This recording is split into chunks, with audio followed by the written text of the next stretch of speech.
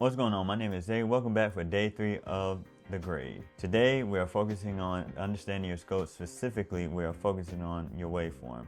A lot of people just go by their eye or maybe their monitor to kind of judge what their image is telling them. But to get the most accurate thing, you need to use your waveform. The waveform reads what's going on in your image from left to right. So it'll show you the brightest areas, your darkest areas. That's the way you can kind of judge if your image is overexposed or underexposed. Here, as you can see, I'm moving my mouse around. You see that circle going around? It's going around the brightest areas of the image, and it's showing me the darkest areas of the image. I see I'm in the middle of my image here.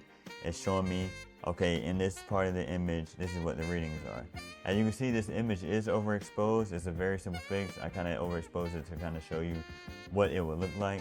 So when you have an overexposed image, as you see, my gain is, if your highlights are the one that's overexposed, you want to focus on your gain wheel. And so my gain is very high, so I'm going to drop that down and then watch the waveform as I drop this down.